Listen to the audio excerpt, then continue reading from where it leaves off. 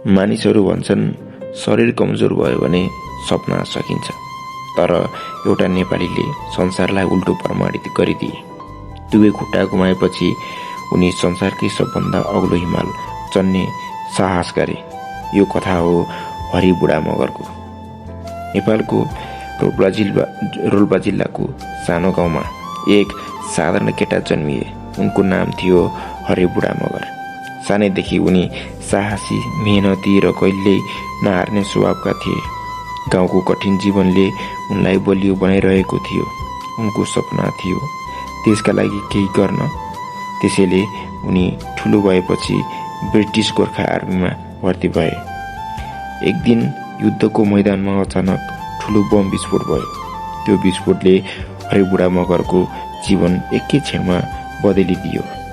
जब उनी हस्पिटलमा होसमा आए, डाक्टरले एउटा कठोर सत्य भने, तिम्रो दुवै खुट्टा अब छैनन्। एक सैनिकको लागि यो केवल एक चोट थिएन, यो सपना टुट्नु जस्तै थियो।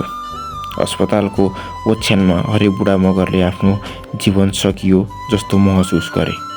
धेरै मानिसले भने, अब तिमीले सामान्य जीवन बाँच्न पनि गाह्रो हुन्छ। तर भित्र कतै एउटा आवाज थियो, जीवन अझै बाँकी छ। एक दिन उनले एउटा पागल सपना देखे, माउन्ट एभरेस्ट चढ्ने। मानिसहरू हाँसे, खुट्टा नभएको मान्छे एभरेस्ट चढ्ने। तर उनले मानिसहरूको हाँसो सुनेनन्। उनले सुने सिर्फ आफ्नो मन।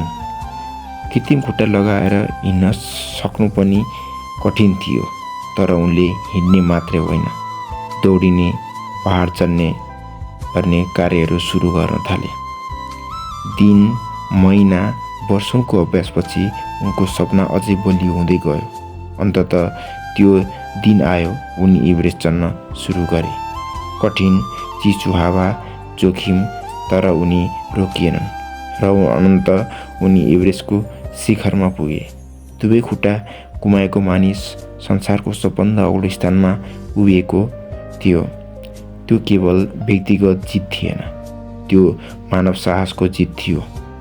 उहाँले हामीलाई यी 3 कुराहरू सिकाउनुहुन्छ। नम्बर 1, शरीर कमजोर भए पनि मन बलियो हुनुपर्छ। नम्बर 2, मानिसहरू तिमीलाई रोक्न खोज्छन्, तर तिम्रो सपना तिम्रो हो। नम्बर 3, असम्भव भन्ने शब्द डराउने मानिसहरूको लागि हो। याद राख, कहिलेकाहीँ जीवनले तिमीबाट धेरै कुरा खोज्छ, तर यदि तिम्रो साहस, मन अझै बाँकी छ भने असम्भव देखिने कुरा पनि सम्भव हुन्छ। भिडियो कस्तो लाग्यो? लाइक, कमेन्ट, सेयर गर्न नभुल्नुहोला। साथै च्यानललाई पनि सब्स्क्राइब गर्नुहोला।